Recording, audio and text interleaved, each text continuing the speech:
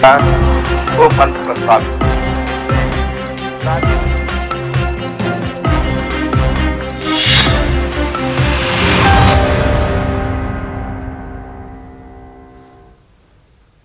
झारखंड में 2021-22 का बजट आज विधानसभा में पेश कर दिया गया। मुख्यमंत्री की घोषणा के मुताबिक इस बार के बजट में युवा, किसान और ग्रामीण विकास पर खास जोर दिया गया है। पिछले साल के बजट में तकरीबन 5,000 करोड़ रुपए की बढ़ोतरी की गई है, तो वहीं पुलिस आधुनिकीकरण के लिए भी 550 करोड़ रुपए अलॉट किए गए हैं।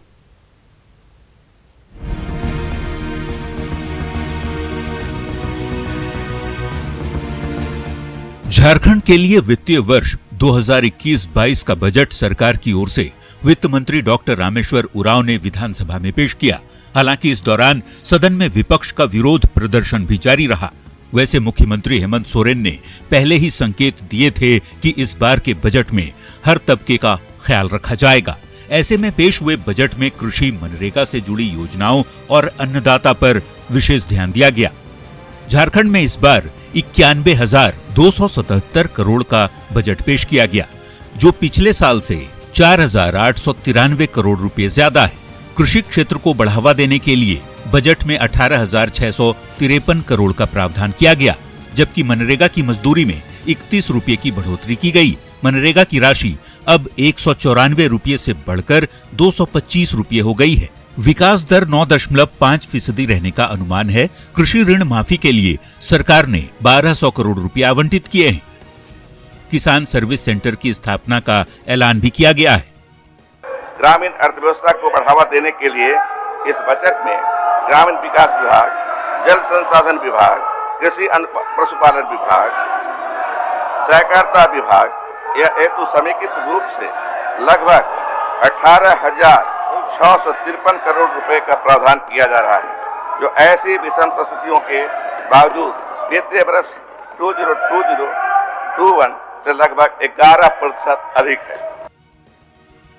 इसके अलावा शहरों में खाली पड़ी जमीन पर गृह वाटिका बनाने की घोषणा की गई है, तो वहीं मछुआरों को अनुदान पर नाव देने का भी ऐलान किया गया है। किसान समृद्धि योजना के लिए 45.83 करोड़ का प्रावधान किया गया। 2021-22 में गुरुजी किचन योजना की शुरुआत की जाएगी। बिरसा ग्राम योजना के लिए 61 करोड़ रुपए दिए गए हैं। 24 नगर निकायों में सॉलिड वेस्ट मैनेजमेंट की व्यवस्था का ऐलान किया गया है। लघु ग्रामीण जलापूर्ति योजना के तहत हर घर पानी पहुंचाने का लक्ष्य है। आदिवासी छात्रों के लिए छात्रवृत्ति योजना भी शुरू की गई है, जबकि 2021-22 में 69 एकलव्य विद्यालय भी स्थापित किए जाएंगे। साथ ही शहीदों के जन्म स्थल को आदर्श ग्राम के तौर पर विकसित भी किया जाएगा। वैसे झारखंड में कानून व्यवस्था को गति देने के लिए गृह, कारा और पुलिस विभाग के लिए 476.80 करोड़ के बजट का प्रावधान किया गया है, तो वहीं बिजली उत्पादन के क्षेत्र में प्रदेश को आत्मनिर्भर बनाने की भी तैयारी है। इसके अलावा जो अहम बातें इस बजट की रहीं, उनमें पर्यटक स्थलों को बेहतर सड़कों से जोड़ने की घोषणा, आओ पढ़ें और खूब पढ़ें पर सरकार का खास जोर, खेल और खिलाड़ियों के लिए स्पोर्ट्स हंट की घोषणा शामिल है। तो कुल मिलाकर झारखंड के इस बार के बजट में किसान, युवा, शिक्षा, स्वास्थ्य, ग्रामीण विकास, सड़क सहित कई योजनाओं की बेहतरी के लिए राशि आवंटित की गई है। अब सरकार की घोषणाओं के जमीन पर उतरने की उम्मीद की जा रही है, ताकि बेहतर झारखंड, उज्जवल झारखंड की परिकल्पना साकार हो सके। न्यूज़ 18 के लिए रांची से अविनाश कुमार के साथ ब्यूरो रिपोर्ट। हेमंत सरकार के बजट को झारखंड चैम्बर ने निराशाजनक बताया है। चैम्बर के जनरल सेक्रेटरी राहुल मारू ने कहा कि जो सुझाव चैम्बर के प्रतिनिधि मंडल की ओर से वित्त मंत्री को दिए गए थे, उनमें से ज्यादातर बातों को नहीं माना गया है। साथ ही ये भी कहा कि बजट में राज्य में उद्योग के विकास, पलायन और रोजगार को लेकर स्पष्ट दृष्टिकोण नजर नहीं आया है। वहीं अर्थशास्त्रियों ने भी बजट को औसत से नीचे करार दिया है।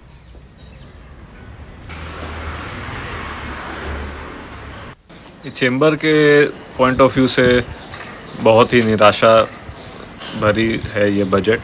जो हमने सरकार को सुझाव और कुछ मांग रखे थे, वो पूर्णतः इस बजट में कहीं नहीं दर्शाए जाते हैं। हमने सरकार से आग्रह किया था कि व्यापार और उद्योग के लिए एक आयोग बने, लेकिन सरकार ने ऐसी कुछ उसमें दिशा नहीं दिखाई है। बजट पूरी तरह से जो है आशाओं को पूरा करने वाला नहीं रहा और महामारी जो चल रहा है कोविड-19 उसको देखते हुए बजट में जो है पूरे मन से प्रयास करता हुआ ऐसा कुछ लगा नहीं कि प्रयास किया गया है सरकार के द्वारा।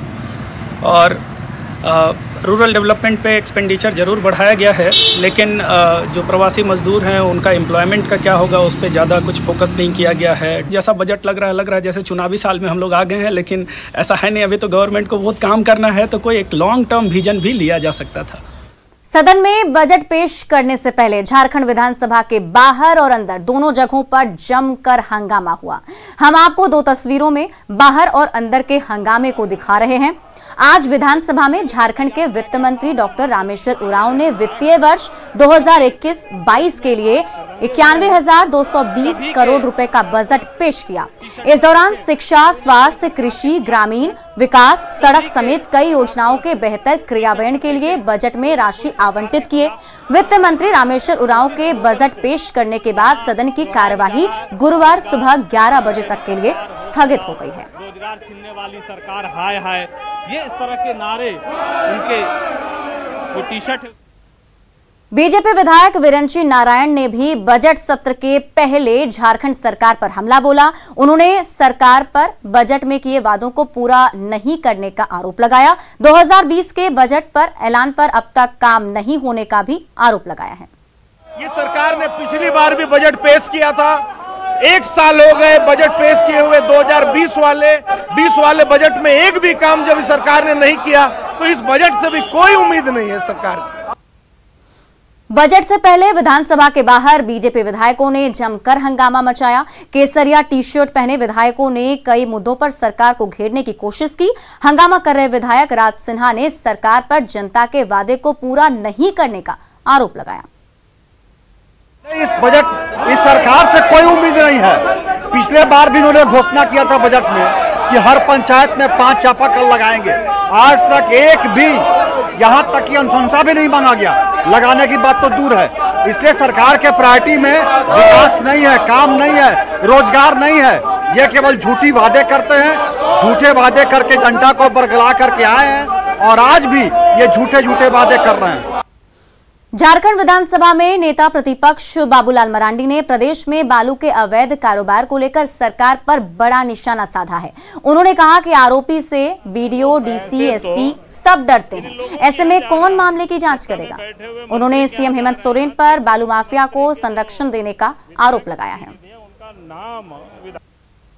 जहाँ से पैसा आता खजाना में, वो पैसे तो इन लोगों के यहाँ जा रहा है, सत्ता में बैठे हुए मंत्री के यहाँ जा रहा है। यहाँ तक कि मुख्यमंत्री के जो विधायक प्रतिनिधि है उनका नाम विधायक ने सार्वजनिक रूप से लिया है और उनका नाम पहले भी आया हुआ है।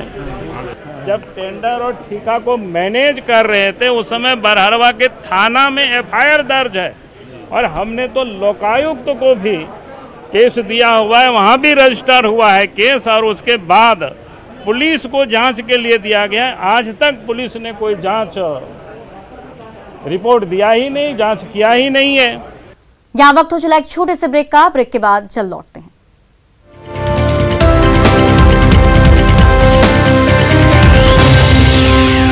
ब्रेक के बाद आपका स्वागत है। बढ़ते हैं अगली खबर की ओर। खूंटी के तमाड़ थाना क्षेत्र में जंगली हाथियों का उत्पात जारी है। कुरकुट्टा पंचायत के बांध टोली गांव के पास जंगली हाथियों ने एक युवक को पटक कर बेरहमी से मार डाला। मृतक की पहचान अभी तक नहीं हो पाई है। घटनास्थल गांव से काफी दूर है और पक्की सड़क के किनारे है।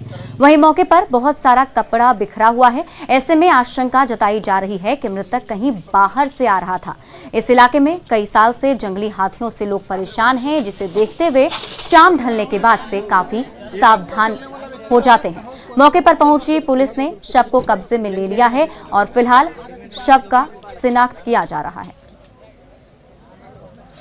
कैसे हम लोग त्रस्त आतंक में बहुत विचलित है। यहाँ का जो 7 बजने के बाद माँ, बहन, बेटी, भाई सब मतलब इतना ऐसा स्थिति में आ जाते हैं कि घर से निकलना मुश्किल हो जाता है।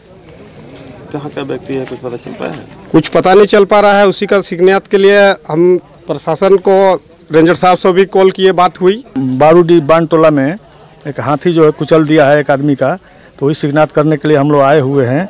अब इसको ले जा करके सब तुम्हें पोस्टमार्टम के लिए लिखा पढ़ी करके भिजवाया जाएगा और इसका फोटो पत्रकार महोदय के द्वारा अपना ही किया जाएगा, भिजवाया जाएगा कि ताकि अभी तक शिनाख्त नहीं हो पाया है कहाँ का है। बहुत कुचल के मार दिया है, उसका मतलब पूरा छत बिछत लाश पड़ा हुआ है। हजारीबाग में हो रहे केरोसिन तेल से ब्लास्ट की घटना से हर ओर लोग दहशत में हैं। किसी भी प्रकार से आग के जलने की घटना को लोग केरोसिन तेल ब्लास्ट मामले से जोड़कर देख रहे हैं और यही वजह है कि सोशल मीडिया में भी अफवाहों का बाजार गर्म होता जा रहा है। कल रात बड़का गांव में आग तापने के दौरान महिला जल गई, जिससे बेहतर इलाज के लिए मेडिकल में भर्ती कराया गया। मामले की गंभीरता का देखते हुए डीसी ने अस्पताल में महिला से मिलकर मामले की जानकारी ली। सदर प्रखंड के अमनारी और चुटियारो गांव में केरोसिन तेल से अब तक 4 लोगों की मौत हो चुकी है, वहीं कई लोग घायल हैं, जिसमें कई का इलाज अस्पताल में चल रहा है।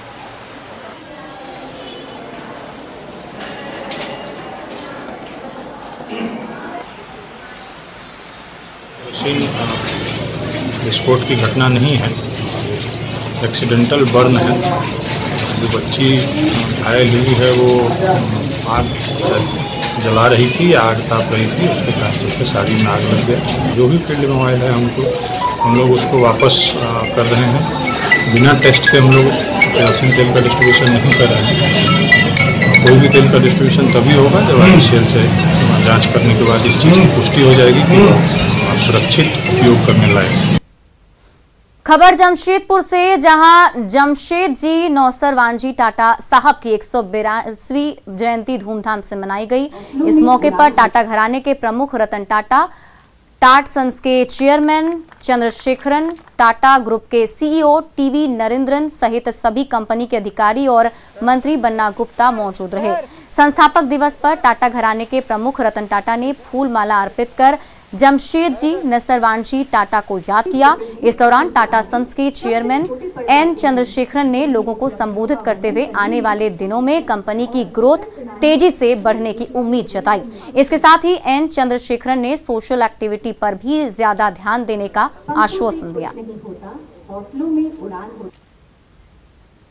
Vision of Mr. Ratan Tata committed significant financial resources, and not only that, engaged in a number of activities from providing food, healthcare, manufacturing, whatever equipments were required all across the country.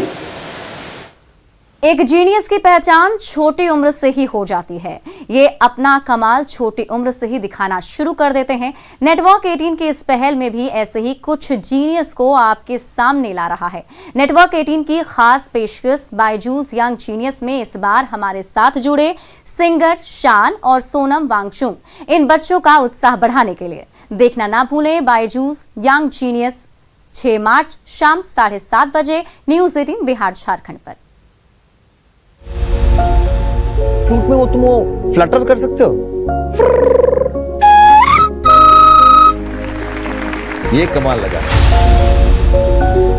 भूल भी की रे आयो সেই চোখের দেখা প্রাণের কথা সে কি ভোলা যায়।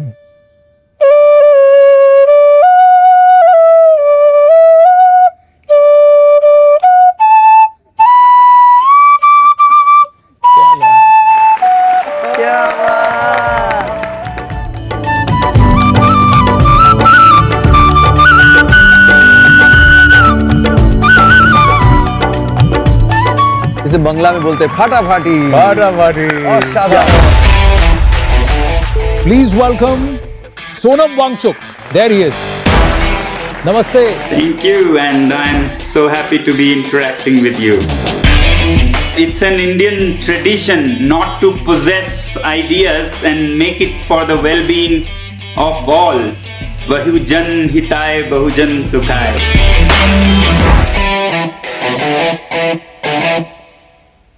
जौहर झारखंड में बस इतना ही, लेकिन खबरों का सिलसिला लगातार जारी है। देखते